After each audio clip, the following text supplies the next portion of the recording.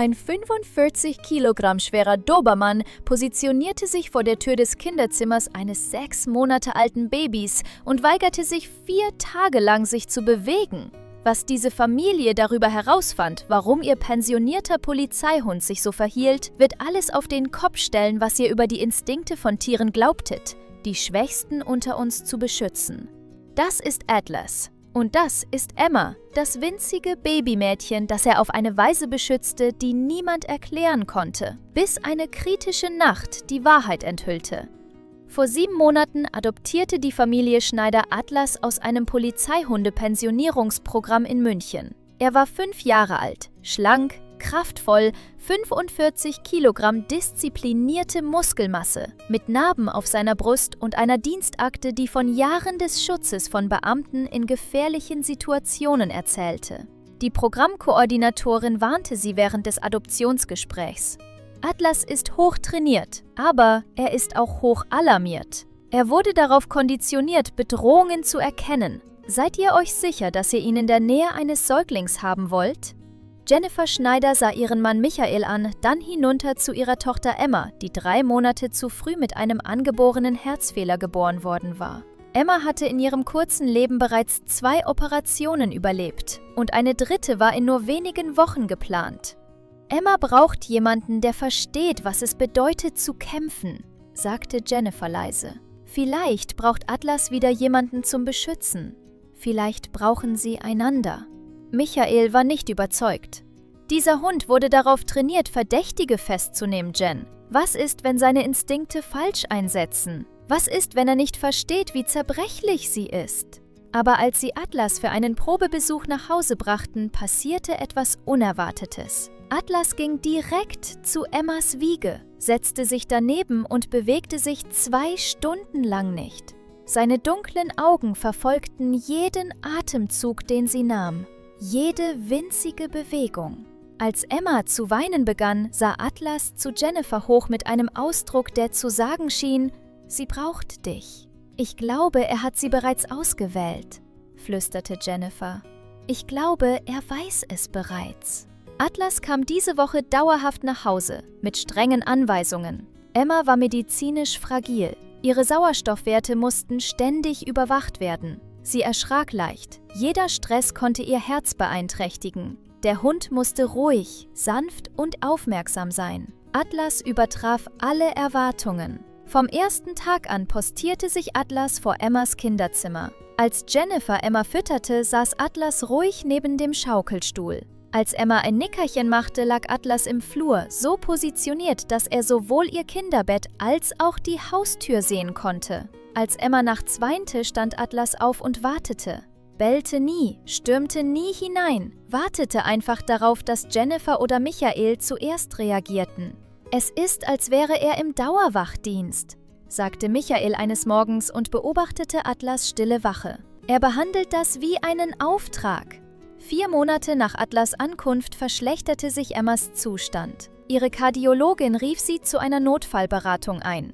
Emmas Herz wuchs nicht so, wie es sollte. Sie brauchte sofort eine Herzoperation am offenen Herzen, oder ihre Überlebenschancen würden erheblich sinken. Sie war erst 6 Monate alt. Emma verbrachte 12 Tage auf der pädiatrischen Intensivstation nach der Operation. 12 Tage voller Maschinen, die für sie atmeten, Ernährungssonden, Überwachung rund um die Uhr. Atlas stand die ersten 22 Stunden an der Kinderzimmertür, nachdem sie Emma ins Krankenhaus gebracht hatten. Er aß nicht. Er ging nicht nach draußen. Er stand einfach nur da, starrte auf das leere Kinderbett, als würde er einen Posten bewachen, der immer noch wichtig war, obwohl sie weg war. Das bricht mir das Herz, sagte Jennifer am 6. Tag und beobachtete, wie Atlas eine weitere Mahlzeit verweigerte. Er denkt, er hat sie im Stich gelassen. Michael traf eine Entscheidung. Er rief das Krankenhaus an. Können wir Atlas zu Besuch bringen? Ich weiß, es ist ungewöhnlich, aber er ist ein pensionierter Diensthund. Emma muss ihn sehen und ehrlich gesagt, ich glaube, er muss sie sehen. Nach erheblicher Überzeugungsarbeit und Atlas' Dienstausweis stimmte das Krankenhaus einem sorgfältig überwachten Besuch in einem privaten Familienzimmer zu. In dem Moment, als Atlas Emma in diesem Krankenhausbett sah, Schläuche mit ihrem winzigen Körper verbunden, veränderte sich etwas in ihm. Er näherte sich langsam und legte sanft seinen Kopf auf den Rand des Kinderbetts. Emmas winzige Hand schloss sich um einen von Atlas' Schnurrhaaren. »Sie weiß, dass du hier bist«, flüsterte Jennifer. Wenn ihr das hier schaut und noch nicht abonniert habt, verpasst ihr Geschichten, die komplett verändern werden, wie ihr die Bindung zwischen Tieren und Kindern seht. Abonniert jetzt! Atlas blieb 45 Minuten still. Als es Zeit war zu gehen, behielt er Emma im Blick, bis sich die Tür schloss. Emma kam 14 Tage nach ihrer Operation nach Hause. Sie war schwächer und benötigte nachts Sauerstoffunterstützung. Die nächsten 6 Wochen waren kritisch und Atlas verließ ihre Seite nicht. Aber dann begann Atlas etwas Ungewöhnliches zu tun. Jede Nacht um 3:15 Uhr öffnete Atlas die Kinderzimmertür und ging zu Emmas Kinderbett. Er schnüffelte methodisch entlang ihrer Matratze. Dann kehrte er zurück. »Was macht er da?« fragte Michael. Jennifer schüttelte den Kopf. Vielleicht überprüft er ihre Atmung? 3 Wochen später änderte sich alles. Es war 3:17 Uhr morgens. Atlas erstarrte plötzlich. Seine Ohren schossen nach vorne. Er bellte. Ein scharfes, dringendes Bellen. 1-mal, 2-mal, 3-mal, 4-mal. Jennifer und Michael sprangen aus dem Bett.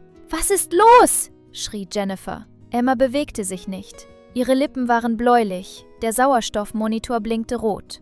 Michael wählte die 112. Jennifer nahm Emma hoch. »Sie bekommt nicht genug Sauerstoff!« Der Sauerstoffschlauch hatte sich geknickt und Emmas Luftzufuhr abgeschnitten. »Oh mein Gott!« keuchte Jennifer und reparierte die Leitung. Innerhalb von Sekunden floss wieder Sauerstoff. Emma hustete und begann zu weinen. Die Sanitäter trafen 7 Minuten später ein. Ihre Werte stabilisieren sich, aber wenn sie viel länger ohne Sauerstoff gewesen wäre, Michaels Stimme brach. Wenn Atlas nicht gebellt hätte, Jennifer sah Atlas an. Du wusstest es. Emma verbrachte weitere 2 Tage im Krankenhaus. Als sie nach Hause kam, nahm Atlas seinen Posten wieder ein. Jetzt verstand jeder. Atlas hatte Emma die ganze Zeit überwacht. Er war ein Wächter. 6 Monate später geht es Emma prächtig. Ihr Herz heilt. Und ihr Liebstes? Wenn Atlas neben ihr liegt und sie seine Ohren greifen lässt. Du hast sie gerettet, Atlas, sagte Jennifer jede Nacht. Und Atlas, der 45 Kilogramm schwere Dobermann, fand endlich seinen Zweck. Ein winziges Leben zum Beschützen. Eine Familie, die verstand, dass Loyalität bedeutet, da zu sein, wenn es am wichtigsten ist. Denn manchmal sind die gefährlichsten Situationen die leisesten. Und manchmal kommt der stärkste Schutz von demjenigen, der sich weigert zu gehen. Auch hier ist die Frage, haben Hunde einen 6. Sinn für medizinische Notfälle? Oder lesen sie Signale, die wir nicht sehen? Schreibt eure Antwort in die Kommentare.